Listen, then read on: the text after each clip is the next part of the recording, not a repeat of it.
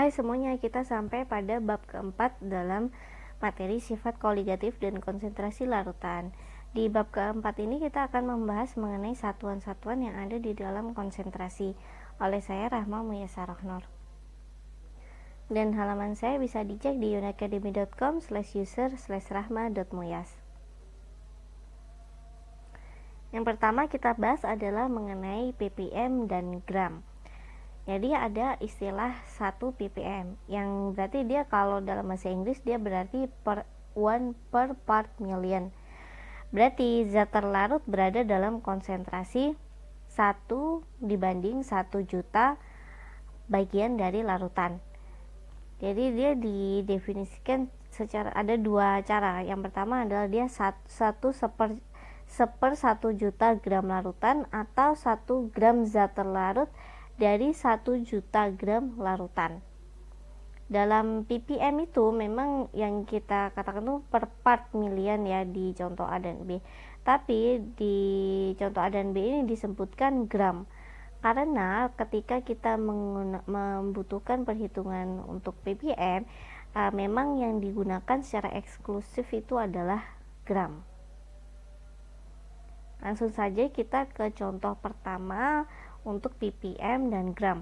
Yang pertama adalah ketika contoh soal air laut mengandung 3,9 kali 10 pangkat 6 ppm emas yang terlarut. Berapa volume air larut yang mengandung 1 gram emas? Nah, jawabannya dengan kita yang pertama adalah 3,9 kali 10 pangkat min 6 ppm itu kan berarti sama dengan ada 3,9 kali 10 pangkat min 6 gram emas di tiap 1 gram air laut, ya kan? Jadi ketika kita bagikan, kita pakai perbandingan untuk mencari 1 gram emas kita butuh berapa volume air lautnya. Jadi kita pakai perbandingan 3,9 kali 10 pangkat min 6 per 1 gram air laut itu sama dengan 1 gram emas per X. Kan yang kita cari adalah X. Dan dari menghitung persamaan ini kita dapatkan bahwa X atau volume air laut yang dibutuhkan adalah 2,56 kali 10 pangkat 5 gram air laut.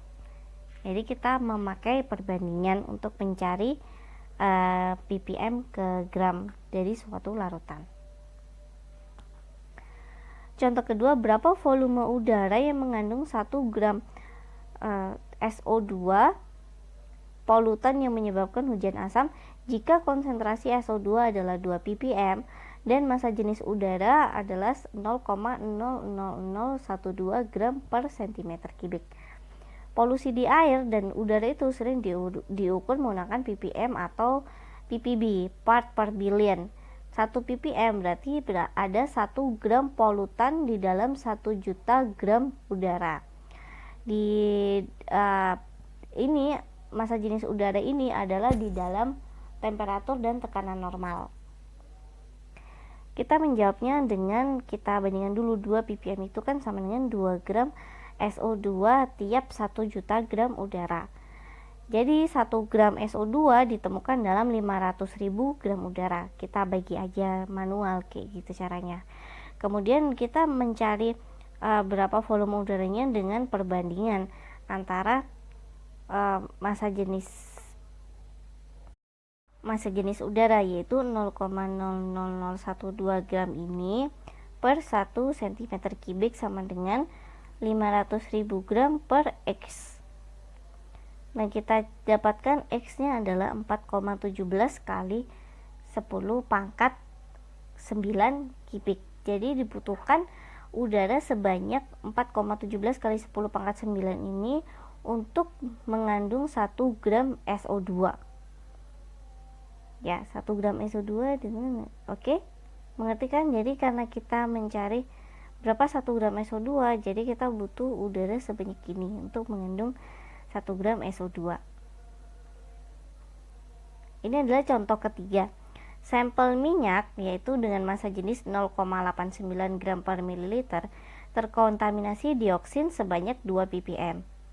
Berapa volume minyak yang terkontaminasi 0,01 gram dioksin? Langsung saja kita tentukan berat minyak yang terkontaminasi 0,01 gram dioksin. Kita masukkan ke perbandingan persamaannya, yaitu tiap 2 gram dioksin itu ada 1 juta gram minyak, ya kan. Nah, kita butuh 0,01 gram dioksin. Berapa gram minyaknya? Maka kita dapatkan dari perhitungan ini adalah 5000 gram. Tapi yang kita carikan volume minyak yang memiliki massa jenis 0,89 gram per mililiter. Sehingga menggunakan informasi massa jenis dan berat minyak, maka kita dapatkan volume minyak adalah sebanyak 5618 ml. Ini contoh keempat untuk ppm dan gram. Ikan membutuhkan 5 ppm oksigen di dalam air untuk bertahan. Pertanyaannya, bisakah ikan bertahan hidup dalam 1 liter air dengan kandungan 7 mg oksigen? Nah, kita konversikan dulu 7 mg per liter ke dalam ppm, ya kan, 7 mg per 1 liter. 1 liter air itu kan sama dengan 1 kg air, karena massa jenis air kan 1 gram per mililiter.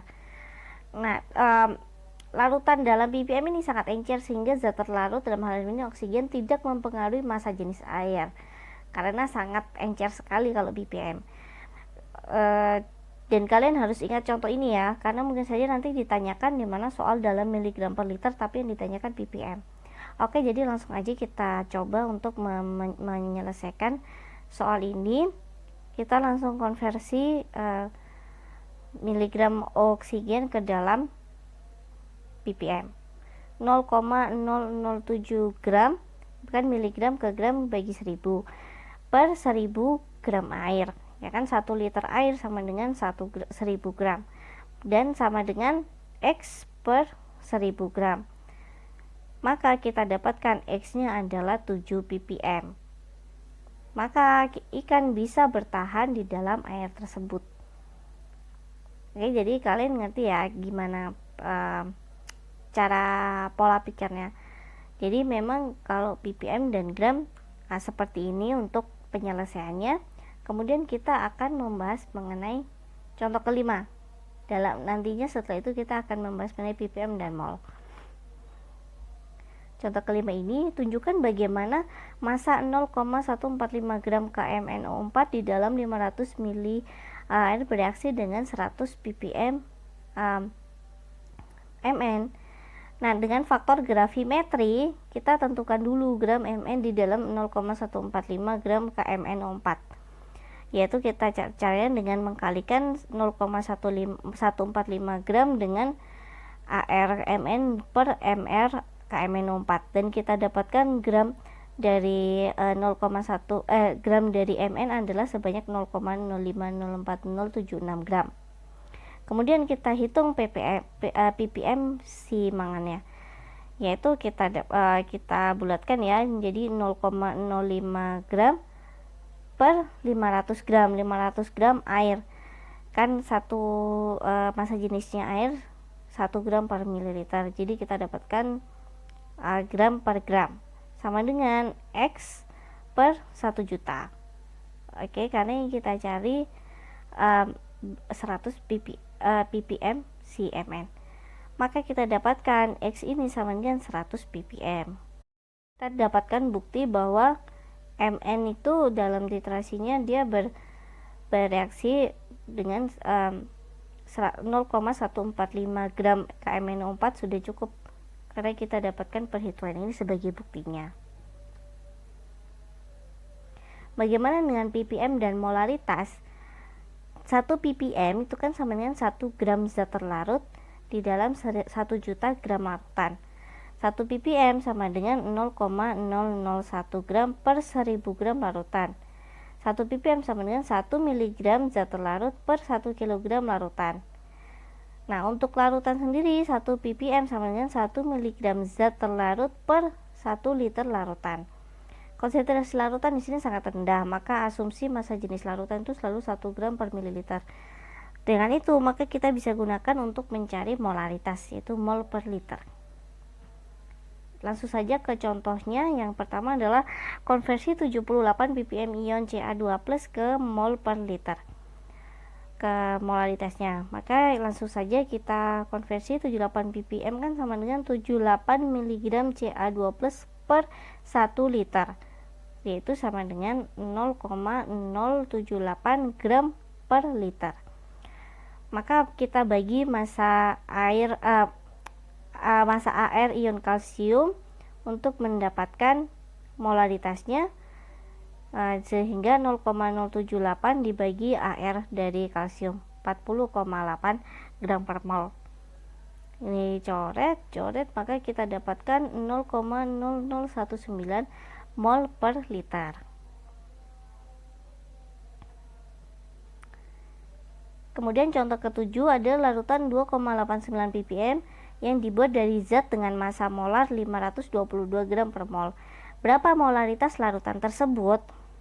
Pertama kita cari gram per liter dari ppm tersebut. 2,89 gram dibagi 1 juta gram, ya kan? Karena dalam gram, maka kita dapatkan 0,00289 gram per liter. Mol dalam 1 liter itu sama dengan berat dibagi massa molar. Maka kita dapatkan mol dalam 1 liternya 5,5 kali 10 pangkat min 6 mol. Molaritasnya maka adalah 5,5 kali 10 pangkat min 6 molar. Ini adalah contoh terakhir untuk ppm dan molaritas.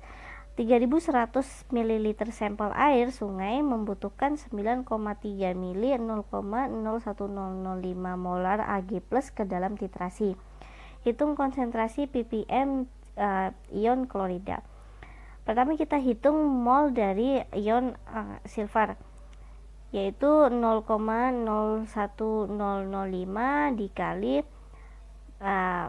volume dari air sungai tersebut 0,0093 liter, dan kita dapatkan mol dari ion perak adalah 9,3465 kali 10 pangkat min 5, dan rasio molar Ag dengan Cl itu kan 1:1 untuk senyawa AgCl. Maka berat Cl nya itu sama dengan mol Cl itu sama dengan mol Ag, maka berat Cl nya kita kalikan mol Cl dengan massa AR nya, dan kita dapatkan beratnya 3,31 mg. Sedangkan ppm itu kan miligram per liter, maka tetap kita perlu membagi berat dari Cl tersebut dengan 3100 liter sampel air, dan kita dapatkan 1,07 ppm. Begitulah contoh dari ppm dan grams dan ppm dan molaritas. Untuk lebih jelasnya lagi memang harus tetap melakukan latihan soal sendiri, dan kalian bisa gunakan materi ini untuk sebagai referensinya, tapi tetap perlu melakukan latihan soal sendiri. Kalau gitu langsung saja kita ke bab kelima dari materi sifat koligatif dan konsentrasi larutan. Di bab kelima ini kita akan membahas mengenai osmosis dan reverse osmosis. Oke, kalau gitu sampai jumpa.